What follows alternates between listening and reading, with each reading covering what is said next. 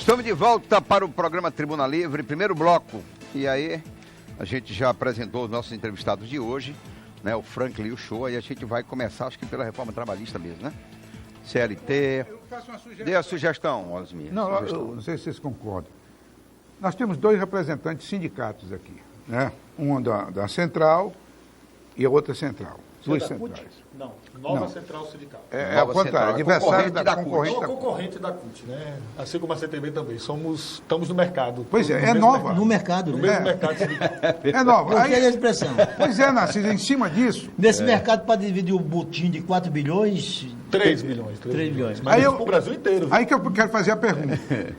No Brasil, nós temos aproximadamente 17 mil e poucos sindicatos no Brasil. Você disse que na Alemanha tem quanto? 100, parece que é 100. Aproximadamente 100.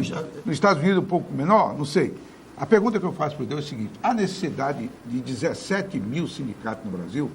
De uma vez que, se nós tivéssemos uma quantidade menor, eles estariam mais fortalecidos e, estando mais fortalecidos, se as regras trabalhistas fossem aprovadas no governo Temer do jeito que estão, eles seriam muito mais interessantes para negociação entre empregados e trabalhadores, ou entre empregados e patrões.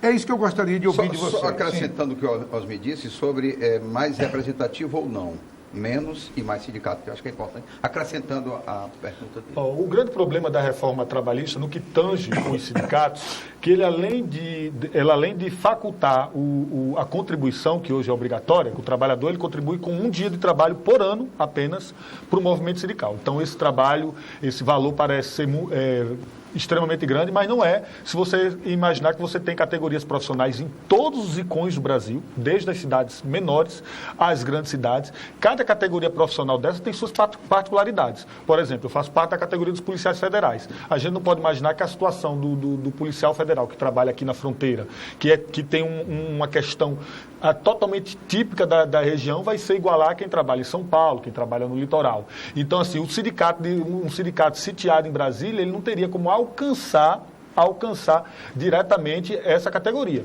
A gente faz muitas vezes a comparação com os Estados Unidos, com a Europa, mas a gente tem que entender o seguinte: nesses países as relações de trabalho avançaram bastante, favorecendo o trabalhador. Se você nos der, por exemplo, o poder de compra que o trabalhador europeu tem para o trabalhador brasileiro, aí começa a diminuir a necessidade da atuação sindical. Por exemplo, o FBI americano. Lá, a Polícia Federal Americana sequer pode ter sindicato. Eles não podem. Mas, em compensação, eles ganham, em comparação do dólar, 10 vezes mais do que o policial federal aqui ganha.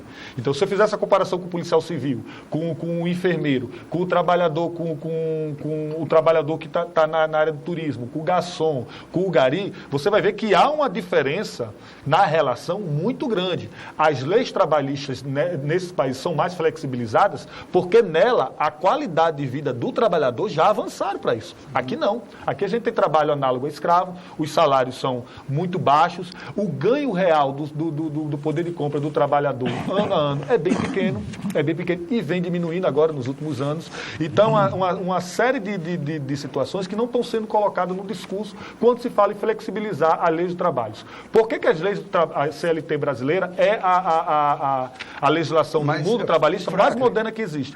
Porque ela garante a velha apenas... mais nova, mais moderna. Ela é a velha mais moderna, até porque ela passou por uma série de alterações. A CLT de hoje não é a mesma do Getúlio Vargas. Houve uma série de alterações, de modernizações de lá para cá. Agora, o que ela faz? Ela garante, basicamente, direitos básicos, como salário mínimo, 13º salário, que é isso que está sendo flexibilizado. É isso que está sendo flexibilizado na reforma trabalhista. Então, são situações que vai desfavorecer e a gente vai dizer que o direito a 13º é um direito antigo, é um direito velho? Eu queria para a gente flexibilizar. dar uma opinião no mérito da pergunta do Osmir aí, que é uma pergunta capciosa, ela tem que ser fatiada. Achou capciosa, mano? Achei. O Osmir em si mesmo já é capcioso. Há necessidade desses 17 mil sindicatos voltar. Primeiro, estabelece, é muito comum ver essa comparação. Número bruto de sindicatos no Brasil e na Alemanha. Vamos botar a Alemanha como exemplo, porque é um país mais rico da Europa. onde a economia é mais pujante e os sindicatos são mais fortes. Pois bem, na Alemanha existe um sistema sindical que diz o seguinte: o sindicato representa a unicidade sindical, representa a categoria como um todo. Sim. E ele só representa o associado. Se ele senta com o patrão, estabelece uma negociação e tira um ganho, este ganho só vai para o contra-cheque de quem é sindicalizado. Os outros ficam fora. Isso força automaticamente o quê? Sim. Uma sindicalização em massa. Então, todo mundo é sindicalizado. Todo mundo sendo sindicalizado, os sindicatos Fortalece. é uma potência na arrecadação voluntária. Mas você é contra a unicidade? Sou a favor. Ótimo. Isso é uma posição dentro do movimento sindical. Mas tem companheiros de outras centrais que são contra. Nós não estamos sendo tão capciosos nós dois. Não. Assim. Agora, no Brasil é o contrário. No Brasil a gente tem essa proliferação de sindicatos, e aí a gente tem que ser sincero, Narciso. Tem sindicato orgânico, que realmente merece a contribuição, e tem sindicato de pilantra. Sindicato cartorial, que se organiza basicamente para papar esse dinheiro. Existe mecanismo de controle que podem pegar isso. O que favoreceu sem precisar destruir todo mundo. Porque o que eles querem fazer, os autores dessa reforma, não é pegar os pilantras. Não é, não. Eles querem pegar a CUT, querem pegar a CTB, querem pegar o movimento orgânico, o movimento político. Aquele que defende o trabalhador. Essa é a tese. Aí, olha, o meu sindicato, que é o maior do estado do Acre, que é o Sinteac, tem 12 mil filiados, 10 mil, não sei quantos. Quando ele senta com o governo, estabelece uma negociação, 7% ao mês, ou 7% de aumento, 60 mil, 80 mil que tem, recebe a mesma coisa.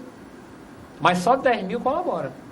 E aqueles 50 mil que não colaboram, colaboram uma vez por ano, com um dia do seu trabalho, que a gente chama de imposto sindical, que é cobrado no mês de março. Mas eu, que sou associado, colaboro todo mês. E o sindicato orgânico, ele sobrevive sem o imposto. O sindicato não orgânico não vai ter sentido de existir sem o imposto. No entanto, o imposto ainda é importante.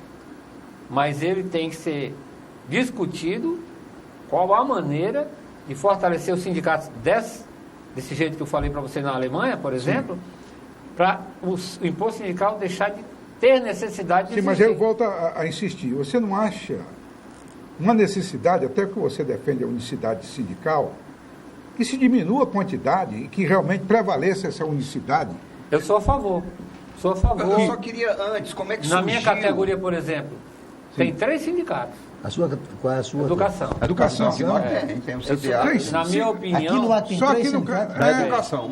Mas é porque é bom explicar, Não, né? mas No caso da educação, existe um sindicatão que atinge todas as categorias. Aí está lá o professor, o técnico, o vigia, o apoio, está todo mundo lá dentro. E tem os sindicatos específicos de cada categoria. Aí o profissional escolhe quem ele vai se sindicalizar. Ele pode estar no sindicatão, que é o Sinteac, ou pode estar, por exemplo, no Simproac, que é apenas só dos professores. Qual é a origem dessa explosão de tanto sindicato no Brasil? Porque não era assim. Aí eu quero chegar nesse ponto. Foi no governo do PT? Olha, não. Completamente leigo Essa relação, esse movimento atalhar. sindical, ele vem desde a Constituição de 88, que em 88... Porque não existia essas...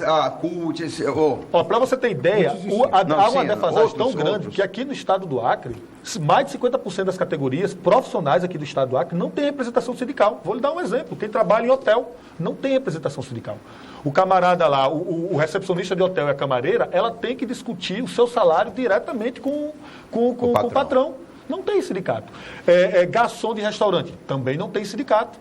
É uma outra situação que o garçom tem que negociar diretamente com o restaurante. Você acha que é possível uma discussão justa, igualitária, do patrão com o empregado, ainda mais nesse momento de crise que a gente tem? Mas a tese central, Frank, que o Osmir está questionando, aí nós temos divisão dentro do movimento. Eu sou classista e defendo a unicidade sindical. Eu defendo que a educação tenha um sindicato só. Mas isso está além da minha vontade, porque a educação se dividiu em 3. Tem o sindicato original, que é o Sinteac, que era o que incorporava tudo. depois teve a divisão através da APL, naquele racha que teve no plano. Participei daquele movimento. Mas, gente, ó... E agora surgiu o Sindicato dos Funcionários. Mas a Justiça ela já resolveu. A Justiça já resolveu isso. A unicidade sindical, ela diz o seguinte, basicamente, é um sindicato por território e de uma categoria. Quando existe, no caso do CITEAC, um sindicatão, e uma categoria de dentro desse sindicatão resolve sair e criar um sindicato específico, já está pacificado no STF, entendeu? Vai fazer, porque a prioridade é por categoria. Eu não tô Tanto é que aqui no Estado... a questão da lei. Então, a unicidade, ela se mantém de qual forma? É um sindicato por categoria, por região de atuação. Agora está tendo uma guerra. A discussão... guerra dentro da educação... Está uma guerra grande. Entre o Simpro e o Sinteac, por causa de quê, Narciso?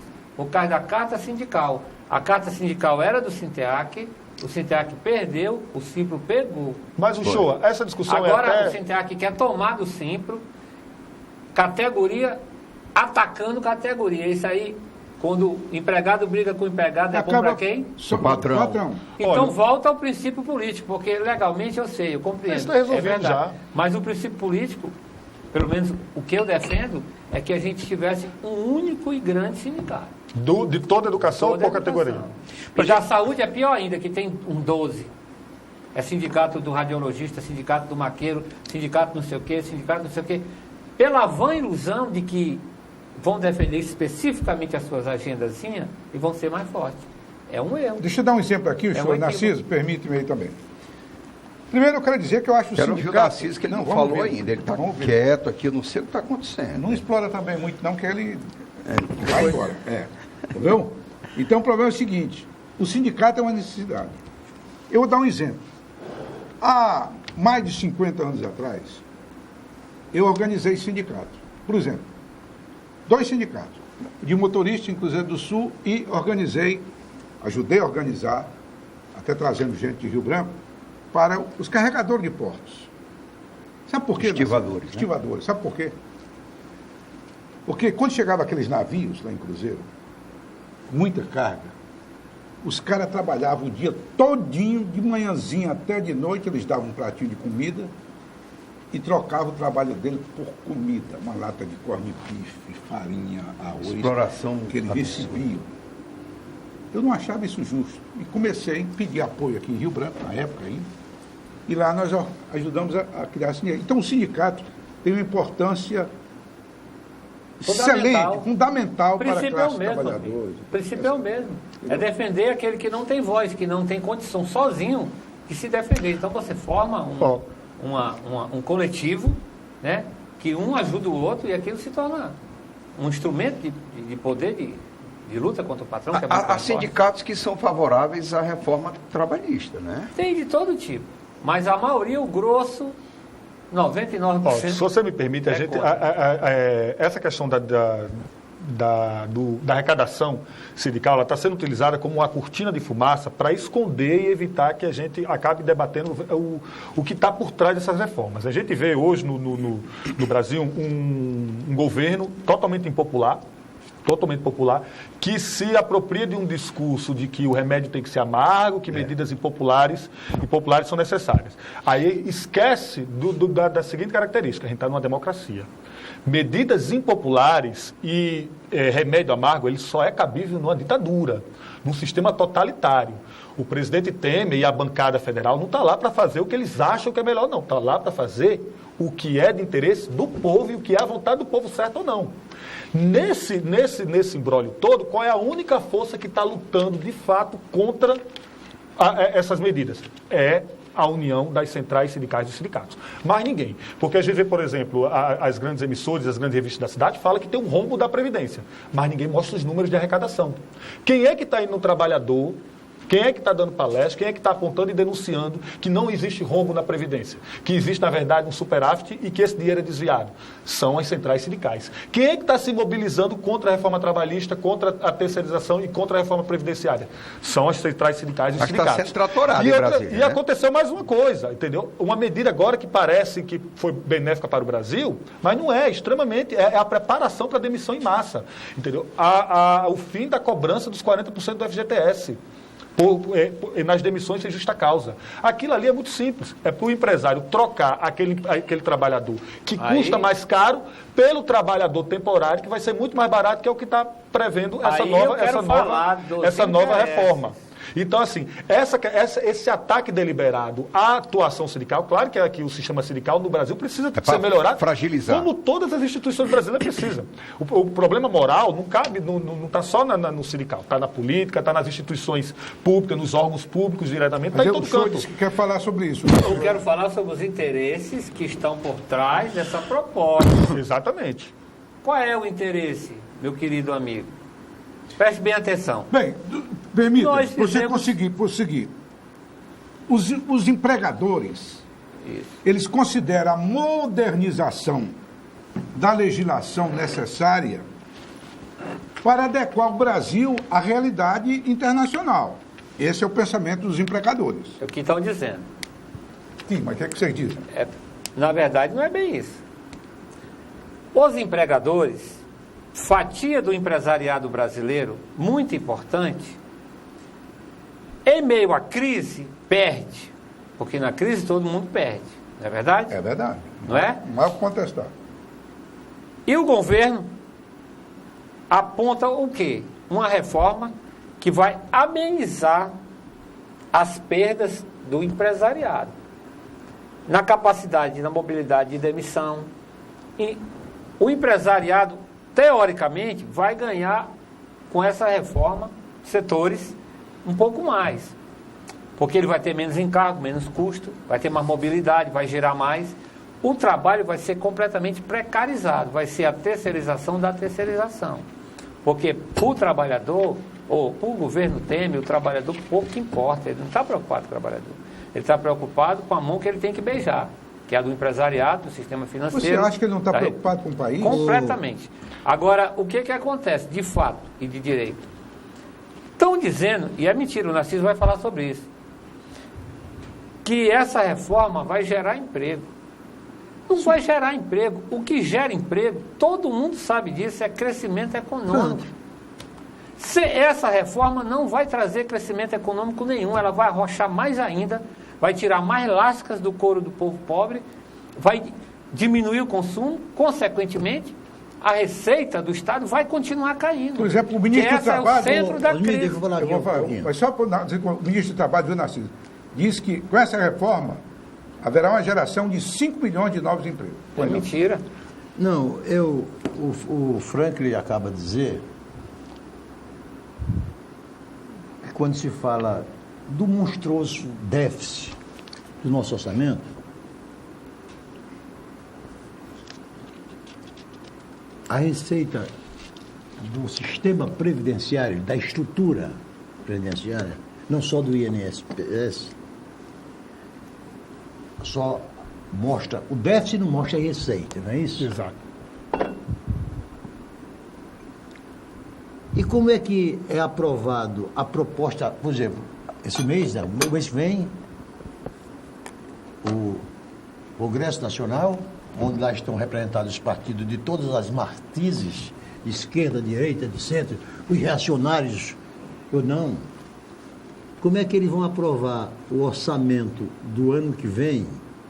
Aprovaram desse ano, já prevendo um déficit de 176 bilhões de reais, e vão aprovar o orçamento de 2018 já com um déficit previsto de 202 bilhões de reais.